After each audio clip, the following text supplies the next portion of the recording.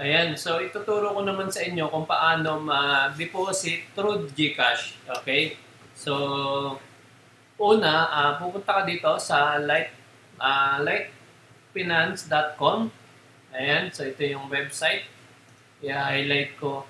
Then, magla-login ka lang. Ayan, login. Lalagay mo yung email password mo. Yung sa akin kasi nakasave na yung email password. Kaya yan, nagdiretso na siya din sa account ko. And nandito na siya. Ito na yung dashboard ko. Then, meron dito banda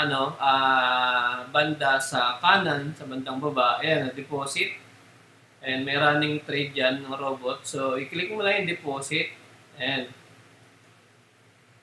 so, ayan, yan yung deposit. Then, syempre, ang di-discuss ko ngayon is kung paano, maraming way paano mag-deposit. Itatakil ko yan sa ibang video para at least direct tayo kung direct tayo dun sa topic or dun sa sa title ng video na ito. So, i-scroll down mo yan. Hanapin mo lang ito. Bank transfer instant. So, ayan. Tatakil ko na lang sa ibang video yung paano kapag over the counter. So ito ko pag GCash. So hanapin mo ulit ito, bank transfer instant.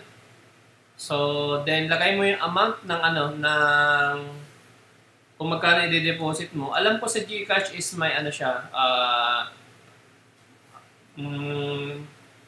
meron siyang limit. Per transaction naman siya. So, for example, magde-deposit ka ng 100,000, pwede mong gawin 10,000 pa 10,000, 10,000 hanggang maging 100,000.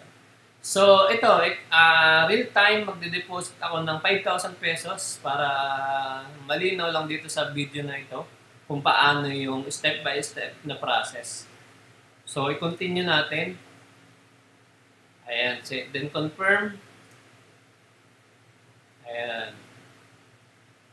So, mapupunta tayo dito sa DragonPay, select a payment option. So, nandito sa pinakababa yung GCash. Ayan. Ayan, GCash, then select.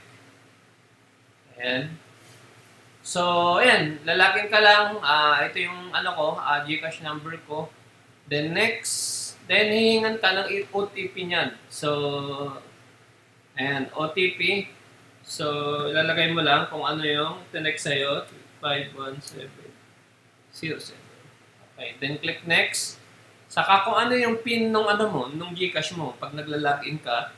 So, ayan, nilagay ko lang yung 4-digit PIN ko. Then next. And then, ito, meron akong 6,000 sa GCash ko. So, magde-deposit ako ng 5,000. So, click, pay, and then, ayan, automatic na, ayun nandun na yung 5,000 pesos sa account ko sa Light Forex. So, ayan, check natin kung pumasok na nga ba. Instant. Ayan. Check natin. Go to merchant.